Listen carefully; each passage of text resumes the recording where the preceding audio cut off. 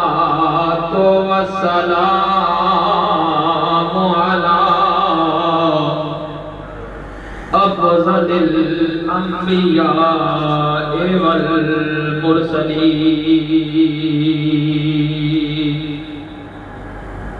أما بعد فأعوذ بالله من الشيطان الرجيم بسم الله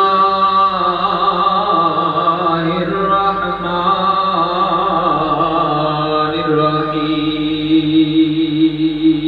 الرحيم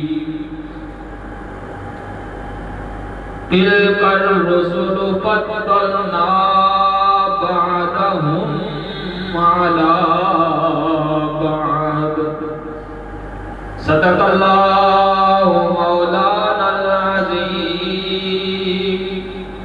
إن الله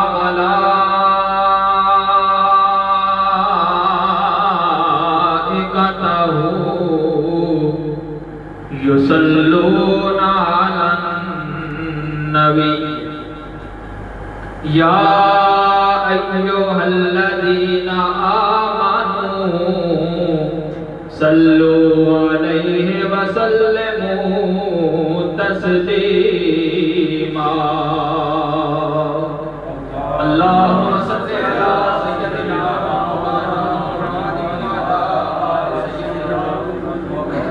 مولانا محمد وبارك وسلم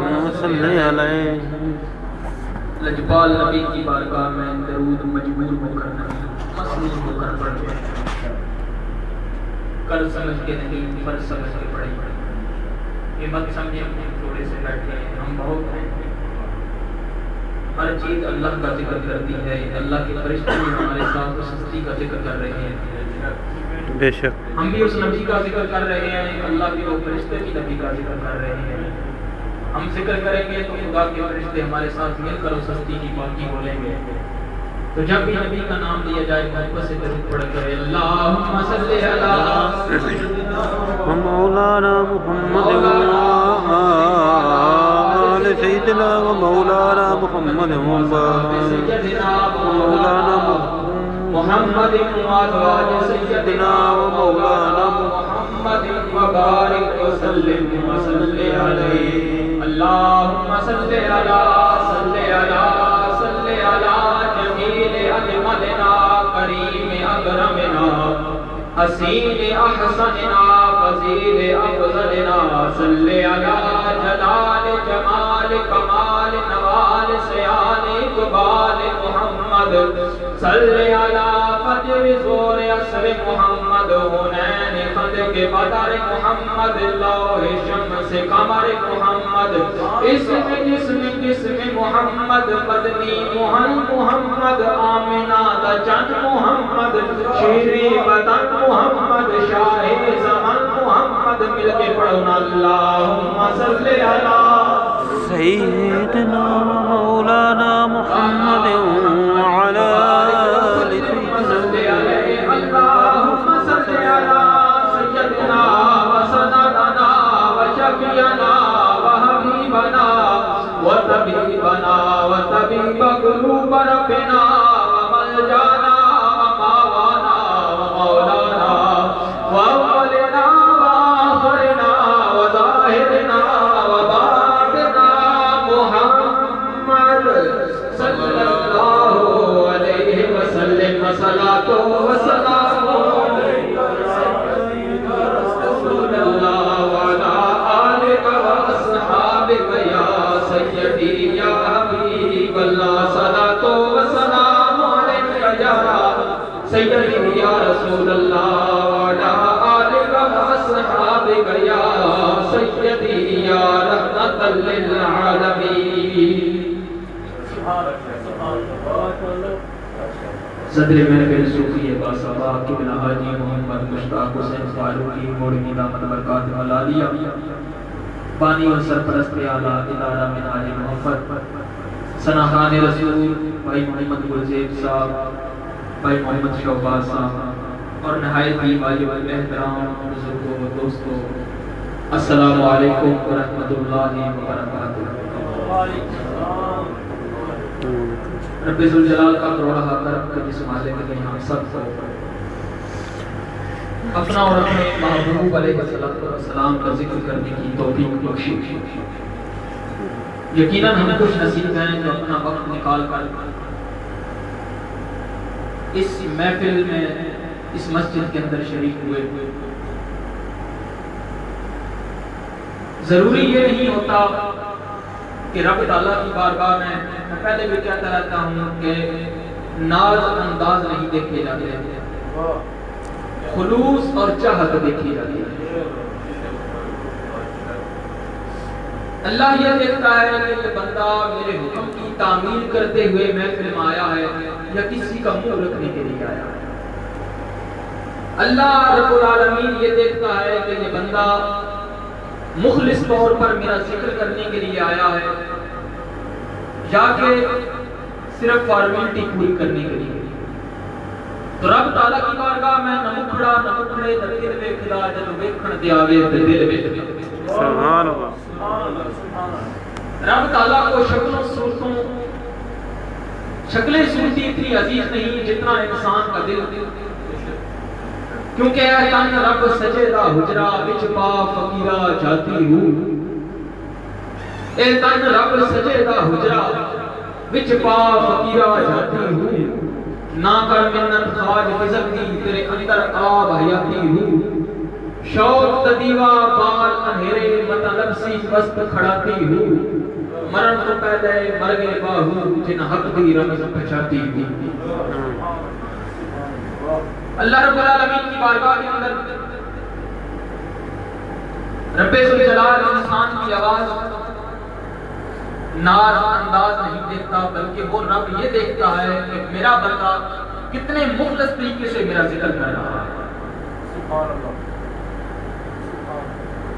अल्हम्दुलिल्लाह हम यहाँ महफिल सजाते हैं, ये महफिल में जो आते हैं जिक्र करते हैं, इस महफिल में आने या जिक्र सुनने या सुनाने का मकसद ये होता है कि हमें चंद चीजें सीखने के लिए मिल जाए, चंद चीजें हम सीख सकें। तो अल्हम्दुलिल्लाह जो महफिल का एहतमाम होता है उसमें दो चार बातें मिल ही जाती हैं जो इंसान सीख लेता है। सीखता वही है जो सीखने की तड़प रखता है। हजरत मोहम्मद बिन सिरीन रहमतुल्लाह अलैह आप फरमाते हैं कि मैं एक दफा बसरा की मस्जिद में गया, वहां पर लोगों को हुजूम देखा। वहां पर एक अल्लाह वाले तबलीग कर रहे हैं, बात कर रहे हैं। एक तरफ अल्लाह का जिक्र हो रहा है, अल्लाह का जिक्र कर रहे हैं बैठे अल्लाह वाले, और दूसरी तरफ फुकहा बैठे, उलमा बैठे, जिक्र करने वाले बैठे हैं, मसले बताने वाले बैठे हैं। तो वो हजरत मोहम्मद बिन सिरीन रहमतुल्लाह अलैह फरमाते हैं कि मैं सोच रहा था कि उलमा की मजलिस में बैठूं या अल्लाह वालों की मजलिस में बैठूं, मतलब वली अल्लाह की मजलिस में बैठूं। अल्लाह वाले तो उलमा भी अल्लाह वाले ही थे। सोच रहा था कि मैं वलियों की महफिल में बैठूं या फुकहा उलमा की महफिल में बैठूं। तो वो कहते हैं कि मैं सोच रहा था, नमाज पढ़ी, हत्ता कि मैं कुछ फैसला न कर सका और मस्जिद से बाहर निकल आया। बाहर निकला, अपने घर में आ गया, रात को आंख लग गई, मैं सो गया। किसी ने ख्वाब के अंदर आकर मुझे बताया कि मोहम्मद बिन सिरीन रहमतुल्लाह अलैह कि आज तू अगर फुकहा की महफिल में बैठकर जिब्राइल को वहां देख लेगा, उलमा और फुकहा की महफिल में बैठता तो जिब्राइल को देख लेता, क्योंकि ये वो लोग हैं जो मसाइल बताते हैं, मसाइल समझाते हैं। इमाम अल-अंबिया सरवर दो आलम की हदीस पाक है, करीम आका अलैहिस्सलातु वस्सलाम ने इरशाद फरमाया, अगर तुमने इस दुनिया के अंदर किसी ऐसे शख्स को देखना हो जिस पर जहन्नम का अजाब हटा दिया गया हो, ऐसे शख्स को, या यूं कह लें ऐसे शख्स को देखना हो जो जन्नत का हकदार बन चुका हो, तो तालिब इल्म को देख लिया। سبحان جو دین کی طرف رکھتا ہے اس کو دیکھ لیا، جو دین سیکھنے کے لیے آتا ہے، اگر ہماری نیت یہ ہو جائے کہ ہم نے وہاں جا کر سیکھنا ہے تو قدم قدم پر اللہ کے فرشتے ہمارے پاؤں کے نیچے پر بچھائیں گے. یہ میں نہیں کہتے، آقا کا فرمان ہے. نبی علیہ الصلوۃ والسلام نے فرمایا کہ جب انسان علم حاصل کرنے کے لیے چلتا ہے تو جس زمین پر اس انسان کا قدم لگتا ہے وہ زمین بھی اس کے لیے مغفرت کی دعا کرتی ہے. بے شک ہر چرندوں پرند اس انسان کے لیے دعا کرتے ہیں کہ مولا اسے معاف فرما دے، اس کے گناہوں کو معاف فرما دے. تو علم حاصل کرنا یہ ماں کی گود سے لے کر قبر تک ہے، گود تک، کوئی عمر کا لحاظ نہیں. یہ ضروری نہیں کہ انسان بچپن میں سیکھے، جب بھی علم ملے تب بھی سیکھنا چاہیے. حضرت مولا علی شیر خدا کا فرمان آپ فرماتے ہیں کہ جس نے مجھے ایک لفظ سکھایا، ایک حرف سکھایا، وہ میرا آقا ہے، میں اس کا غلام ہوں. ایک اور آج ہم اس ہستی کا ذکر کرنے والے حضرت امام اعظم ابو حنیفہ، وہ عظیم ہستی جن کے ہم پیروکار ہیں سب، جو یہاں ہاتھ باندھ کے نماز پڑھتے ہیں ناف کے اوپر. پڑھتے تو ہیں، زندگی گزر گئی، جانتے نہیں کیوں پڑھتے. پڑھتے ہیں، زندگی گزری، جانتے نہیں کیوں پڑھتے ہیں. سوال کیا جائے، پوچھا جائے تو کہتے ہیں والدین پڑھتے تھے، ہم بھی پڑھتے تھے. محفل ہوتی ہے جمعرات کو، کہو کسی سے محفل ہوتی ہے، کہتے ہیں ہاں ہر جمعرات کو ہوتی ہے. بھائی اس کا مقصد کیا ہے محفل سجانے کا؟ ذکر کرنے کا مطلب کیا ہے؟ مفہوم کیا ہے؟ کیا اس میں سے کسی کو کچھ سیکھنے کے لیے ملتا ہے؟ نعتیں پڑھنا، نبی علیہ الصلوۃ والسلام کی نعت سن کر خوش ہونا، یہ مومن کی نشانی ہے. قرآن سن کر قرآن کو سمجھنا، عمل کرنا، یہ اعلیٰ درجے مومن کی نشانی ہے. تو امام اعظم ابو حنیفہ کا ذکر کرنے کے لیے پچھلے 2 قرآنوں میں یاد کیا، آج بھی انہی کا ذکر کریں گے. اور آخر میں حضرت امام اعظم ابو حنیفہ کی شہادت اور حضرت عثمان غنی رضی اللہ تعالیٰ عنہ کی شہادت بیان کرتے ہیں، کیونکہ حضرت عثمان غنی کی شہادت بھی اسی ماہ مبارک کے اندر ہوئی 18 دن. اور امام اعظم ابو حنیفہ کی بھی وفات کیسے ہوئی یہ بتانا ضروری سمجھتا ہوں، کیونکہ ہمارے امام ہیں، جاننا ضروری ہوگا. امام اعظم ابو حنیفہ اس پائے تقوی والے تھے، اتنا اللہ رب العالمین کی بارگاہ میں جھکنے والے تھے، گڑ گڑانے والے تھے، اور اتنا اعلیٰ درجے کا ان کا تقوی تھا. کتاب میں لکھا واقعہ ملتا ہے کہ ایک دفعہ بغداد کے اندر بکریاں چوری ہو گئی. چور بکریوں کو لے کر چلے گئے. حضرت امام اعظم ابو حنیفہ نے وہاں کے جو سمجھدار لوگ تھے ان سے پوچھا کہ بکری کی عمر کتنی ہوگی؟ کیا پوچھا؟ بکری کی عمر اور تھوڑا تھوڑا نال